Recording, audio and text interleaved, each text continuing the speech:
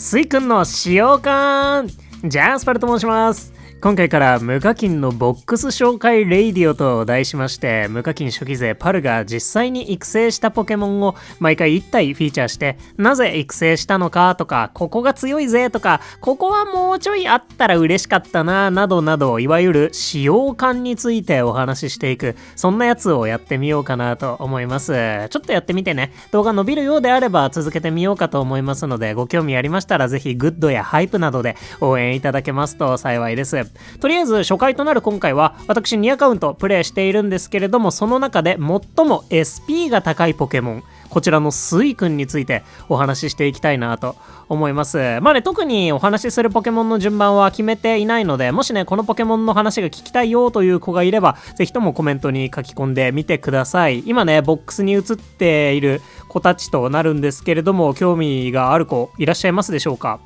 どうだろうな、マイナー寄りなポケモンで言うとメインアカウントのバリヤードとか、このサブアカウントのウェルカモとかかな。ウェルカモはほぼほぼスイくん専用ポケモンみたいなところがねあるかなと思うんですけれども、今ねレベル60を超えているポケモンもどっちのアカウントも20体を超えてきましたので、大体その子たちからやっていこうかななどとは思ってますが実際ね編成するポケモンとしてはね、このマスカーニャ4体とかサブアカはねレントラー2体とかいたりするんですけど、そういう子が結構入ってきたりとかはしますね。そんな感じで、もしね気になったポケモンいたらぜひともコメントお待ちしております。ってことでね、今回はひとまず SP1 位のスイくんの使用感からいってみたいと思います。それでは参ります。ってことでスイくん、まずはね紹介からしていきたいなと思います。 SP7778 ということで、うちで最も SP の高いポケモンとなっていますレベル61のスイくん、食材 ABB タイプとなっていて、レベル60を超えたので第3食材のオイルまで解放したよという感じになってます。でスキルレベルはもちろんというか6になっていて、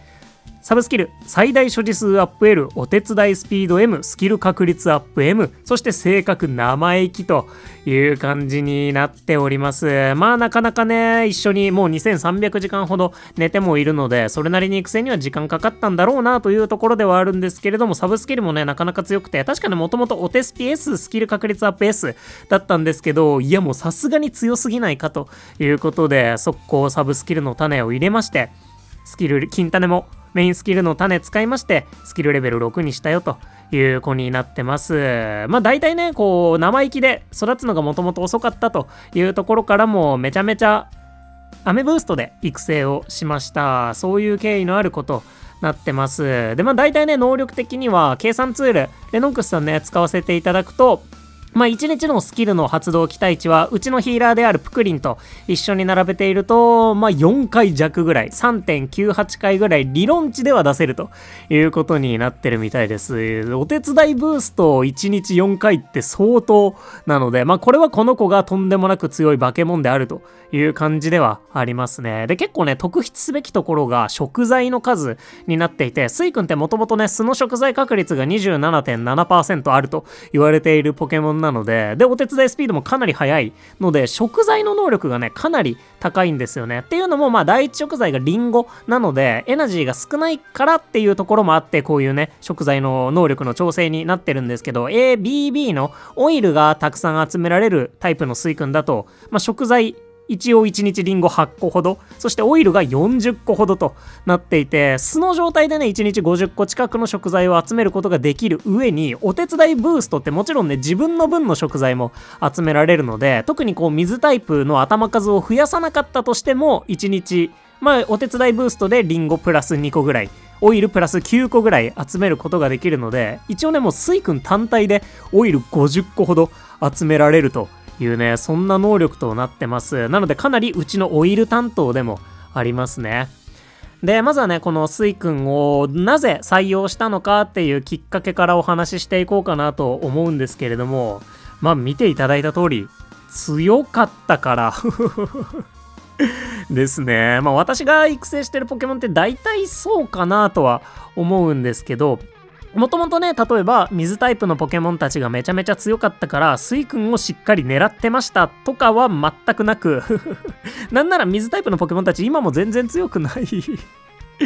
ですけど、まあやっぱね、めちゃめちゃ強い伝説のポケモン来てくれたらさすがに育てなあかんよなみたいなところもあり、まあ強かったから育てたという流れでね、育成することになりました。で、まあ編成する時のね、お話でもしていこうかなと思いますけれども、まあやっぱりね、水タイプと一緒に並べると強いポケモンになっているので、水タイプのポケモンたちもチラチラ一緒に入れていくんですが、まあ水タイプのポケモンね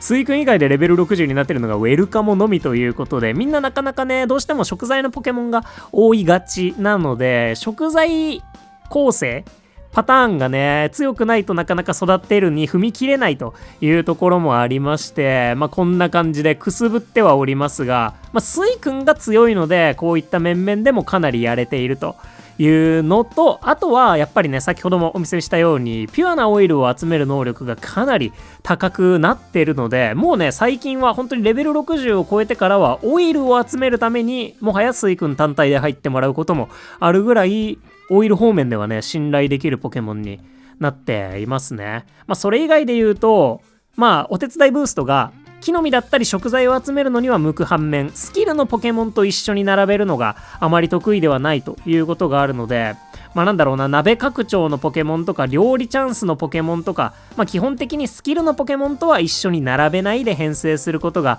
多いのかなって感じになってますね。まあ一緒に並べるとしても大体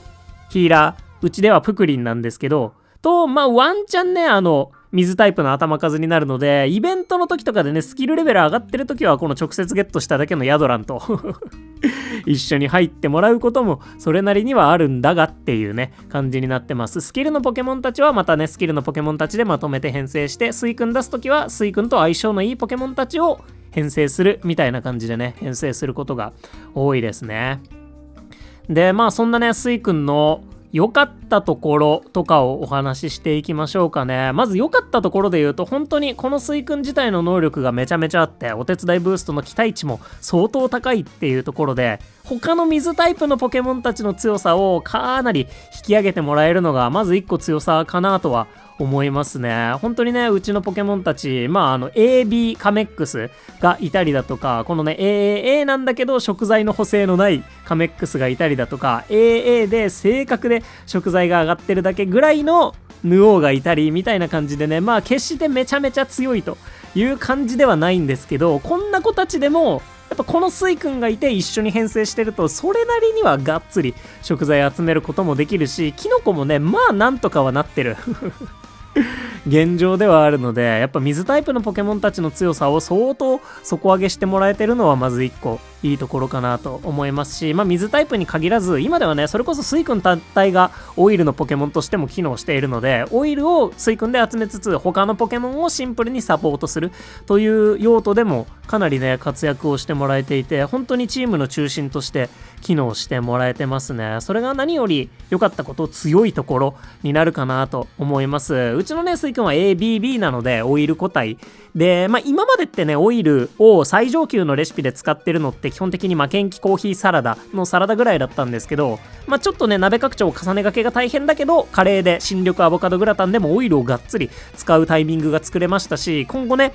今これを収録している時点では間もなくバレンタインが行われて、そのタイミングで何かしらオイルを使うワッフルっぽいデザートが追加されることが発表されているので、デザートでもいよいよオイルが使えるということでね、かなり汎用性高く今後もお手伝いしてもらえるだろうなと思ってますね。これがね、もしリンゴだったりとかコーン、第3食材コーンなんですけど、のこの場合もまたね、ちょっと違った活躍にはなるのかなと思うんですけど、リンゴもね、なんだかんだAAA で集められる食材のポケモンってラウドボーンぐらいしかいなかったりとかするので、まあ今後もね、いぶし銀の活躍はしてもらえるんじゃないかなと思いますね。まあ大体強いのはそこと、まああとうちの子に関しては本当にお休み時間、お休みリボン2000時間と最大処理数アップ L があるということで、本当にね、出して放っておいても強いし、一緒に寝てても強いというところがあるし、まあこれだけ最大処理数があっても、で、スキル確率アップ M があって生意気であっても、やっぱね、寝ている間に2回分スキルストックするのってそんなに確率高くはないぐらい、もともとね、お手伝いブーストっていうスキルの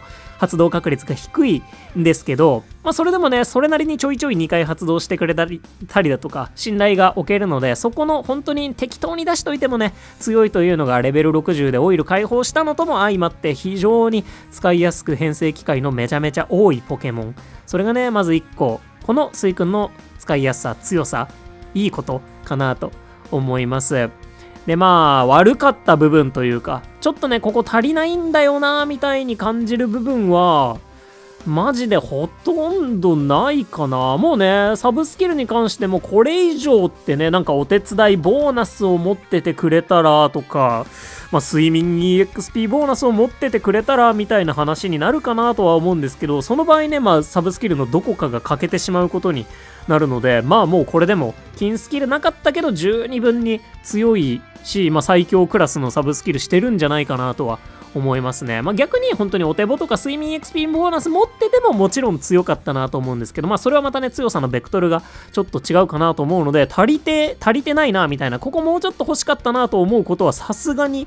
ないかな。ないなと思います。今までで言うとね、本当にオイルの使い道がもうちょっと増えたらなって思ってたのが解消されてきたので、そこに関しても鍋拡張がね、今後課題にはなってくるだろうなと思うんですけど、本当にこのスイ君としての足りなさみたいなものは全く感じてませんね。このサブスキル来たらさすがに全員育ててくださいいや生意気のねスイ君育てるのマジで大変なんですけど、まず1回2000時間寝ていただいてそこからみたいなところにはなりますかね。で大変だったところで言うと、やっぱりね、育成に関してはそれなりに大変だったような気がしなくもないんですけど、過ぎたことって忘れちゃうよねみたいな。あとはね、一番最初にこの子を育て始めたのがホリデーの雨ブーストだったっていうのはね、記憶があって、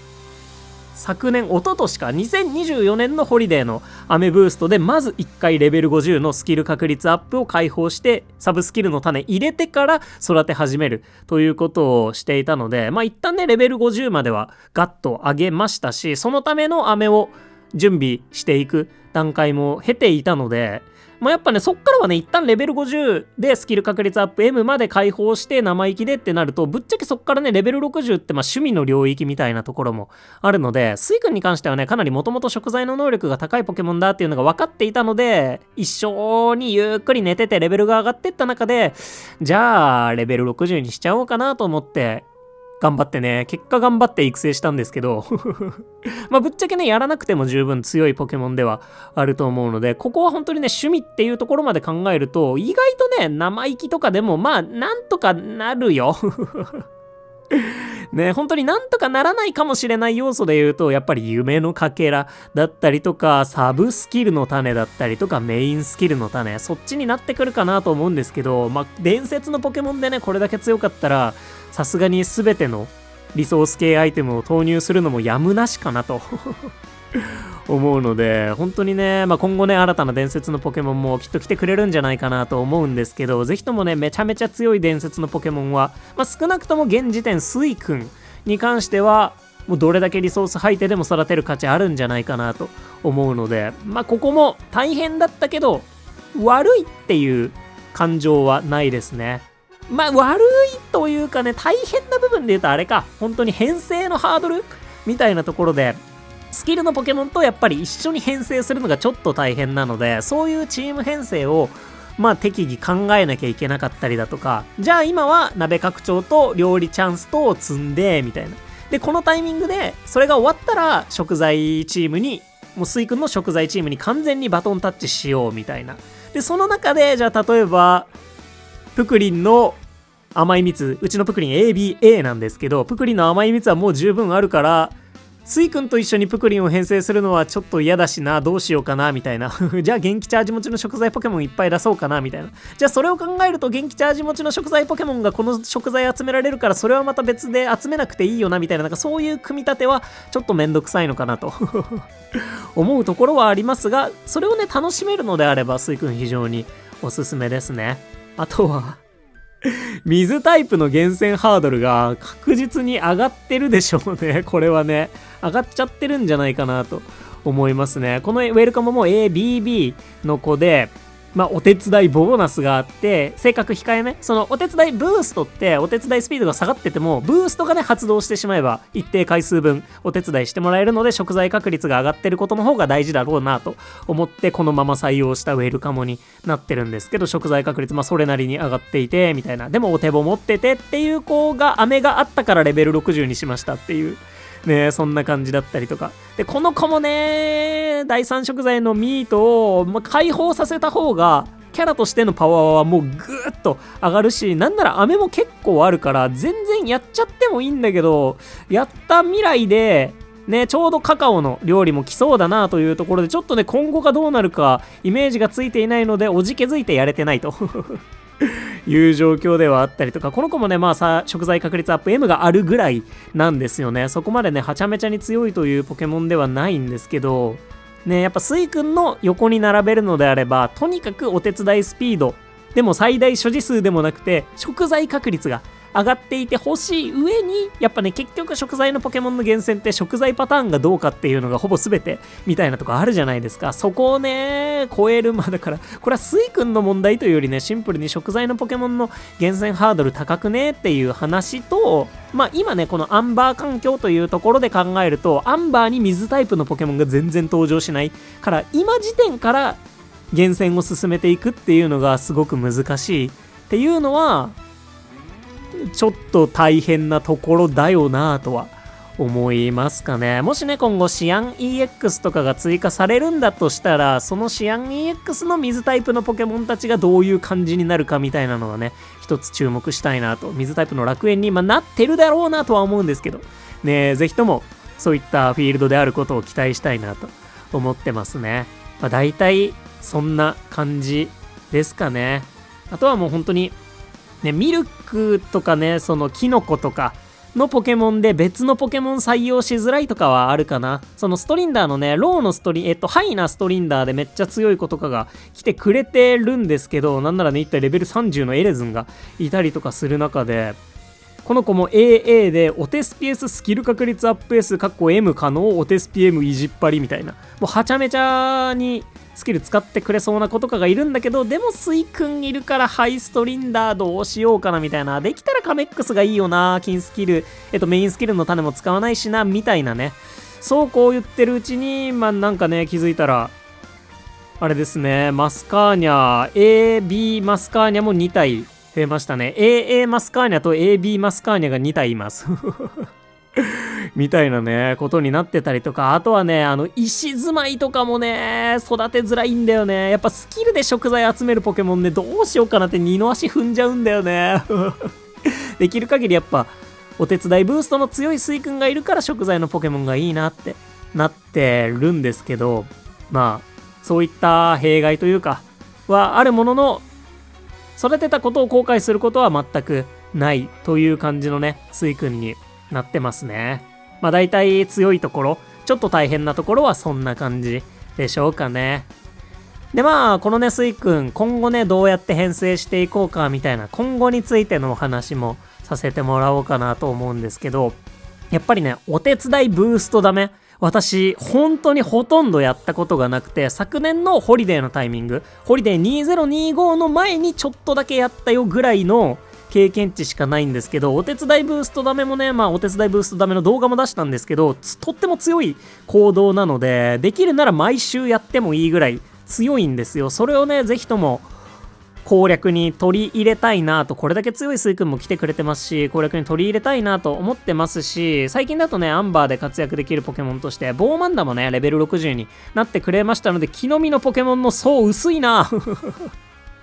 爆風3体とゴールドで活躍できそうなポケモンたちと以下略みたいな感じになってるのでね、マジ木の実のポケモンの層がね、激薄なんだよね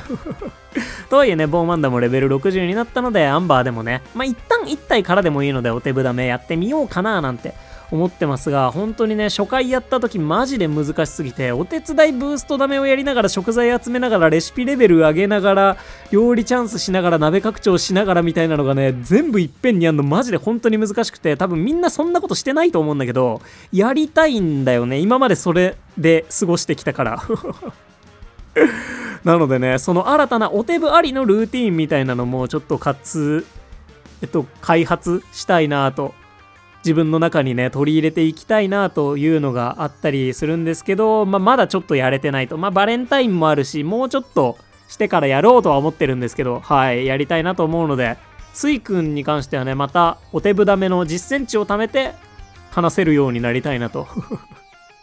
思いますね。あとはもう本当にね、食材関連もちょっと貯めたら強いんじゃないかみたいに思うシーンはあるので、そういったところもちょっと要研究かなと思ってますね。本当に普段食材集めのスキルとしてしかお手伝いブーストを活用してないですし、本人もオイル担当だと思ってる節があるのでめちゃめちゃ食材と食材を補助するポケモンっていう立ち位置で頑張ってもらってます。あとはね、今後で言うと、そうだね、水タイプで見てもらったら分かる通り、木の実のポケモンがいないんですよね。オーダイルだったりとか、水ゴロとかがいなかったりするので、それは今後の課題になってますね。お手ぶダメをする時でも彼らが活躍する瞬間も多少あるかなと思いますし、なんならね、アンバーには水ゴロしかいないんですけど、一応水ゴロも水タイプで木の実を集められるポケモンではあるので、シアン EX の使用次第ではもしかしたら、お手ぶダメ担当として頑張ってもらう瞬間も来るのかもなぁとちょっと思ってますね。楽しみではあります。シアン EX に関してはね、本当に私飛行タイプのポケモンもフェアリーのポケモンもいるっちゃいるんですけど、まあと、どころかあれだね、もう全然ではあるねで、といった感じではあるので、今後ね、木の実のポケモンを探すのは頑張っていきたいですし、ワシボンもね、アンバーでは出てきてくれるんですけど、スイ君とワシボンが相性が良くないのでっていうね、結局、うちのチームの中心には常にいるスイ君という感じになってます。で、レベルに関してはね、もうこれ以上上げる必要はほぼない現状だとね、別にレベル70になったから新たな食材がとかそういうこともないし、75も本当にいつ解禁されるかもわからないし、この子が75になるのは一体いつなんだろうかと思うところはあるし、最大処理数だから上げても意味ないしみたいなところもね、かなりあるんですけど、言うても一緒に寝やすいので、所持エルとお休みリボン2000時間まであって、本当に最大処理数がめちゃめちゃあるので、一緒には寝やすいので、のんびり気づいたらね、レベル60から61にもなってますし、本当にのんびりレベル上げていきながらシアン EX で活躍してくれたらなと思ってる感じですね。大体今後についてはそんな感じで、本当にシアン EX の仕様がどうなるか次第で今後の活躍がまた見えてくるんだろうなっていうところと、次の水タイプフィールドもいつ来るでしょうね。シアンがね、やっぱ早めに来たフィールドなので、でもシアン EX が次来るからまた2年後とかだったりするんでしょうかね。一定数ね、ちょいちょい活躍はし続けてくれるだろうなと思ってます。頑張って育成していこうかなと思いますね。だいたいそんな感じかなと思います。ってなわけでね、雑多な話をしてきちゃったので最後にまとめようかなと思うんですけれども、このスイ君の好きなところは本当に食材のサポートができるということで、レベル60まで育てた甲斐もあって、本人のオイルもかなり頼っていけるっていうのがめちゃめちゃ強いなと感じるところと、あとはやっぱりその最大処理数アップ L とお休み時間、お休みリボン2000時間まであるので、一緒に寝るのに抵抗がなくてね、これはある程度感情の話と、それプラス強さの話っていうのにもつながってくるんですけど、一緒に寝るのに抵抗がなくて、2300時間ほども一緒に寝たらしいんですけど、毎日楽しい日々でしたね。そのあたりが強かったりだとか、個人的に好きな部分になってます。で、大変なところは、後悔こそねしてないんですけど、やっぱり育成にめちゃめちゃ飴だったりかけら、万能飴もたくさん砕いた記憶もありますし、水タイプの飴 M とかも相当使った記憶がありますし、かけらも絶対ありえんぐらい使ってるはずなんですよほとんどのね飴での育成は飴ブーストに頼った部分も大きかったりとかしましたし、飴を集めるの自体もねかなり大変ではあるんですけど、今後で考えるとね、なかなかその来光炎帝水訓イベントみたいなタイミングがちょいちょいあったから、ここまでね今までは飴をね集めてこられたみたいな瞬間もあったんですけど、今後育てるとなるとより大変になっていくかもしれないなっていうね、そんな覚悟はちょっと持った方がいいかもしれないなと、万能飴めっちゃ回した方がいいかもしれないなとはいう思いますかね。あと大変なことは本当に厳選基準が上がっちゃったというか、スイ君中心になりました。まあこれはなんだろうな、たまたまスイ君が化け物だったからその弊害みたいな話ではあるんですけど、やっぱねこのサブアカウントは大抵のポケモンの厳選基準だったり、もうこのポケモンゲットしようかなどうしようかなの中心に常にスイ君がいるというような感じになっちゃってます。メインアカウントはねクレセリアとライコを育成してるんですけど、そこまで極端に考えてはないんですけど、サブアカはやっぱねもうレベル60になったのも相まってあまりにも化け物なので、スイ君が本当にねスイ君中心のチーム編成になりますね。で、あとあれだ、大変なことで言うと、本当にスキルのポケモンと一緒に編成しづらいので、チーム編成をちょこちょこ変えがちだったり、編成を考えなければならないっていうのはちょっと大変なところなのかなと思います。料理のチームと、まあスキルのチームとみたいな感じでね、だいたい分業になることがありますし、スキルのチームがね思うようにスキル使ってくれなかったりするんですよねでその結果、じゃあまあスイ君出してる間もスキル使ってもらいたいなってなった結果、元気チャージ持ちの食材ポケモンとマスカーニャとレントラーがめちゃめちゃ増えたっていう本当に今うち何体ぐらいいるんだろうな、ちょっと見てみましょうかね。元気茶食材のポケモンでスキルが元気チャージ S だったり、まあ元気オールとか元気エールも入れとくかだったり、料理パワーアップ S のポケモンで調べると、言い過ぎ言い過ぎ、いきなり1ページ埋まった時はびっくりしたな。まあ本当にねこの育ててないウパー以外はマジでみんな入ってもらう瞬間があるので、はい、こういうスイ君と相性のいい子がまあもともと好きだというのはあるんですけど増えますそんな感じですかね。まあこの編成が偏っちゃうというかっていうのは、まあライコーでもエンテイでも同じことが言えるんじゃないかなとは思っていて、まあいずれにせよね、本当に木の実中心だったとしてもお手伝いブーストダメで料理中心だったとしてもお手伝いブーストのサポートでチームの中心になってもらえるめちゃめちゃパワフルなポケモンだと思ってるので、まあ今後ゲットしやすいイベントとかが来るかどうかってかなり謎なんですけど、たまーにどっかでね出会えた時はコツコツサブレ上げてみて探してみてほしい一体だなと思います。何かねこのスイ君に関して他に聞いてみたいことだったりとか思いついたこと、疑問質問があればそちらぜひコメントにお寄せいただけますと幸いです。もしね何か追加で補足したりとか話せることがあれば、まあ、次の動画の最後とかにコメント返信コーナーとかをつけてるかもしれませんので、何卒お待ちしておりますし、ぜひ次回の動画も最後までご覧いただけますと幸いです。